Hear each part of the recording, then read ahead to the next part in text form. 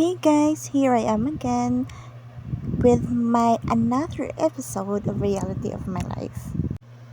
So kabantay ba mo nga ako ang intro video is like sa vlog ni Hazel King? Yes, I really love romanticizing how simple my life is. Though I do have a really simple life, pero ganahan ko i-romanticize gahapon siya, and I will watch this kind of life if ever nga mahatagan mag-blessing siguro for mga sa Ginoo, no? Pero ganahan jud ko bitaw nga, though sa reality bitaw sa life, still romanticizing and be feel na achieve na nimo o unsa man nga, as long as you are happy every day. Bitaw, with this vlog guys, or with this video of mine today is bisag asa na lang jud nako nag-video if ever nga na ako'y time nga mag-video o makahinumdum ko sakay man gud makalimot ko.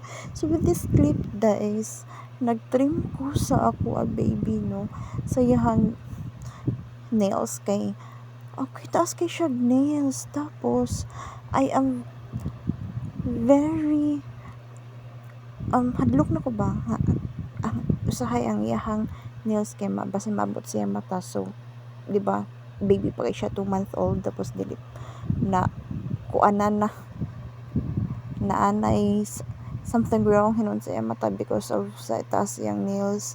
So yeah, and I am very proud pud ko sa ko self. Nakita ko ana, thankful pud ko, no, sa mga suggestion na nakitaan mo na ako sa TikTok nga mga nindot pud na mga gamit for baby.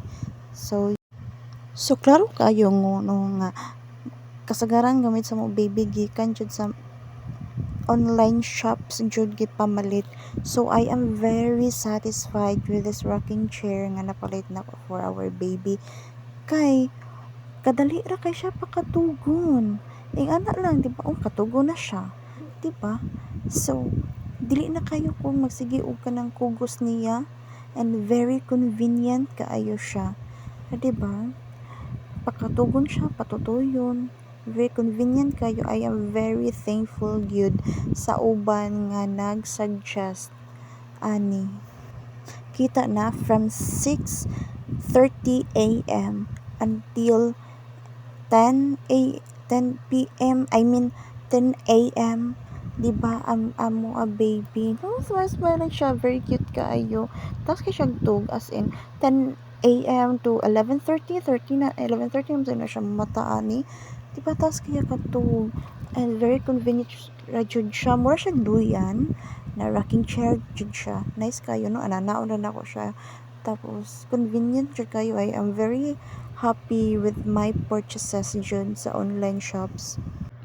And by the next day, sa ko ba na by Tuesday manggod iya man na day off, so we decided na madto og Robinsons, and ana siya nga ganahan siya mukaon og ice cream. So gipalit mi anha, ako gipalit is matcha ba to, I know, tiramisu and ang iya kay kana siyang katong Oreo. Yes, katong Oreo yung gipalit, diba? Lami siya, hindi kayo siya tamis ang tiramisu because kuan siya na siya kapian ka na, nipalit pud ko og favorite kayo jud nako ang mga pansit jud kana, kay pansit na siya. Then he decided na magpa-massage siya dinhi sa Mother's Touch. Kay the night before sa Tuesday, lain ilawas kay gikan siya kanang basketball, and here nibalik nami uli nami sa mua, nagbantay na pag sa mo baby.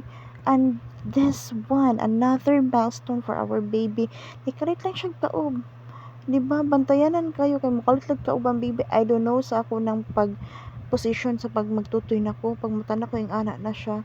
So di ba, ako na siya gikon pamahiin, ako gi pabalik siya and using the book kay mga pamahiin gali, di ba? Ako giing anak.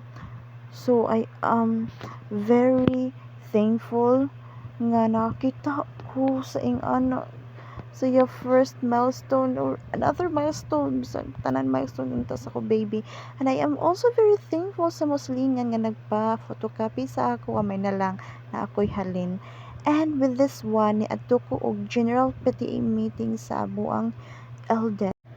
And by Sunday, ang ako ang manghod na ingon siya nga ubanan daw nako siya kay mangita siya og cellphone mag-canvas siya og cellphone. Ayan ako niya nga sa SM lang makita kay nagfesta sila for BTS because it's 13th year anniversary na sa BTS and I want to kita lang gyud gamay mas kamay lang gud dili lang gud kayo dugayon na humanon ang show and mo ni ako manghod di ba cutie kaayo mi and ninaog na mi nikita pa ko nan that is busan man siguro na sa nga kuad sa BTS and pagkagabi naghimo kog sticker kay naay nagpahimo og sticker thankful ra pud ko sa mga small orders no sa mga customers kana kay sa muna silingan na bata ang high school nagpahimo siya.